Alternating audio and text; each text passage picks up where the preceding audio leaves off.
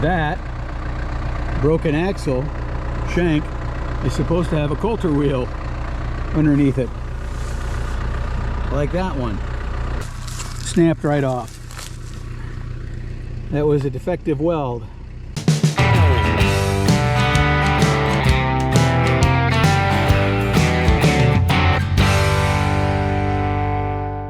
Good morning and welcome back to Rolling Hills Farm. Temperatures definitely dropped after those 85-degree days. It's October and it's time to go do some fall tillage, plowing. First, we have to set up the two plows so they're plowing exactly the same way. So looking at the original book, the right-hand length needs to be 1 inch shorter than the left-hand length.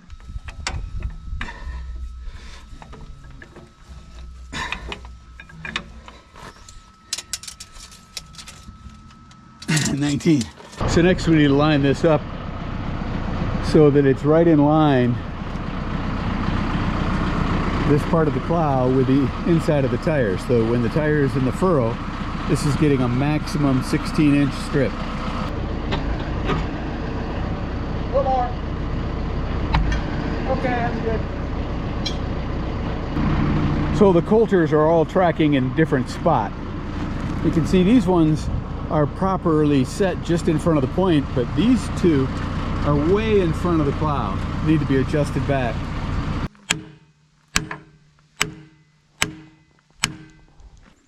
Tightened up now. Now is riding just ahead of the front point and just inside of the land side,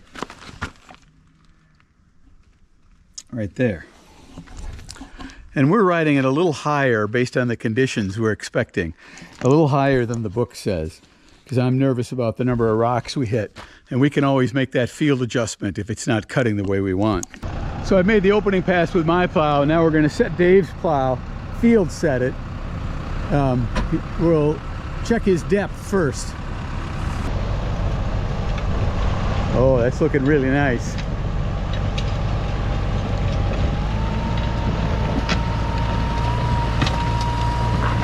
A little bit deep on the tail end,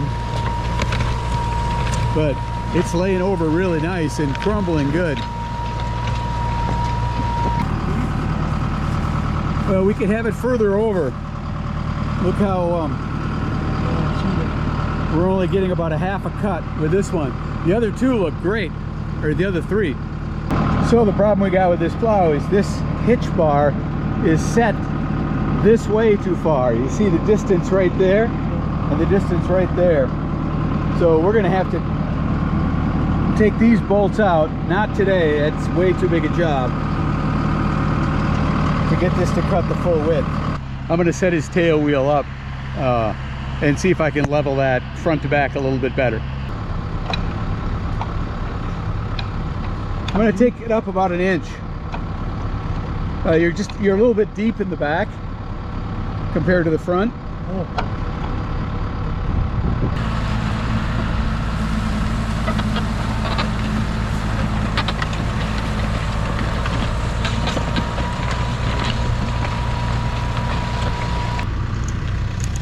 So now you can see, based on my hand, that's 6, maybe 7 inches. This next pass is even smoother yet. That little adjustment on the tail wheel got him up a little higher, yet he's still plowing plenty deep to cover everything over.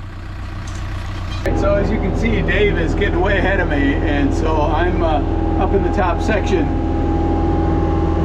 starting to plow.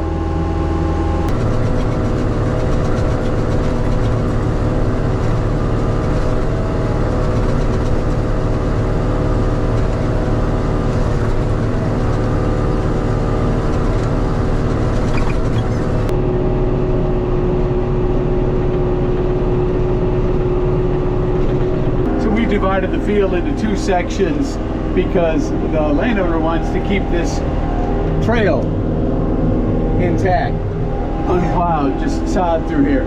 So Dave's plowing the north half and I'm plowing the south half.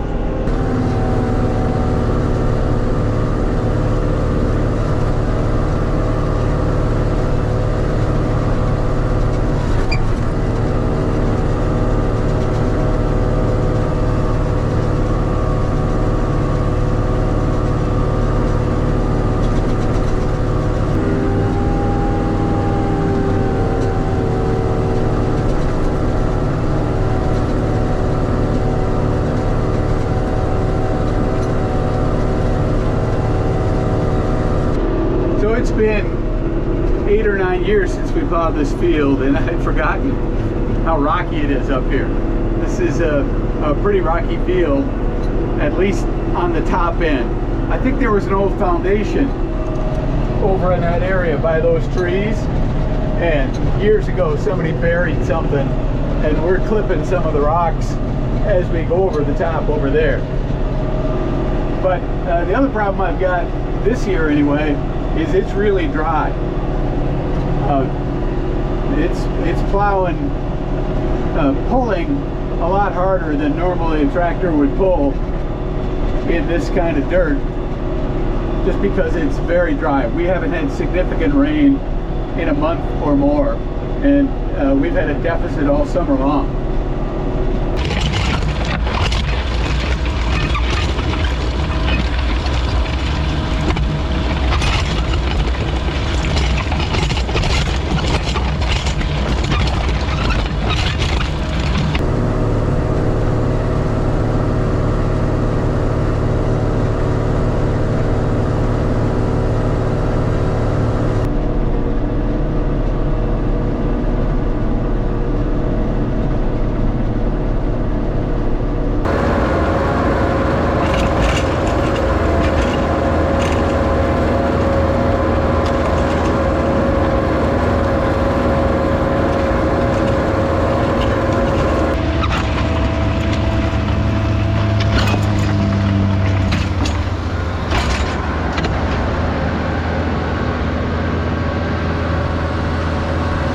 Well, I told you it was rocky.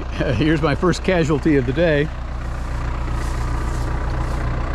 That broken axle shank is supposed to have a coulter wheel underneath it, like that one. Snapped right off. That was a defective weld. Well, it's not ideal, but I can finish this last. Whoops. Look at that. See that first plow is turned. Now I'm going to back up. That's what happens when you hit a rock. And now I'll go again. Oop. And another rock.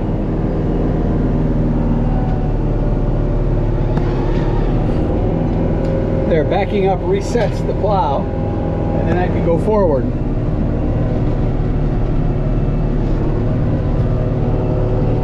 And there, we're plowing again. Well, it's not the end of the world to plow missing one coulter. It just means that that second furrow is, the edge is going to be ripped a little more. It's going to be a little more jagged as it lays over. And it probably means the tractor's pulling just a little harder. But we're so close to the end of the field. We've barely got an hour's worth of plowing left. Rather than go back and make repairs all the way back to the farm, which is a couple miles away, we're just going to keep going. We'll finish this up and I will fix that later.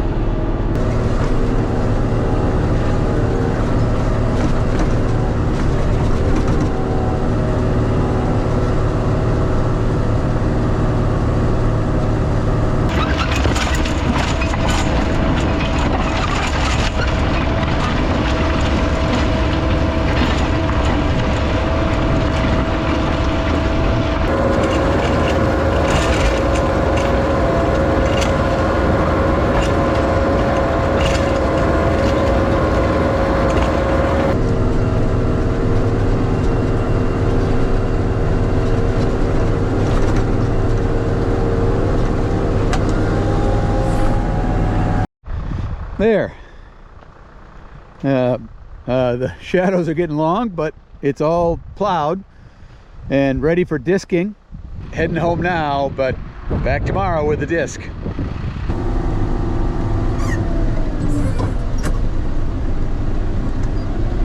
So it's a couple days later. You can see I've got the plow in the shop here. I've greased it up, getting ready to put it away for the winter like I do every year. And one of the things I do every year is I paint the working parts. I've got a latex black paint, and I just cover it over with roller, the moldboards, and the shares and the coulters, so that in the spring, when you get into the field, that paint cleans off immediately, and you haven't got any rust on the working parts of the plow.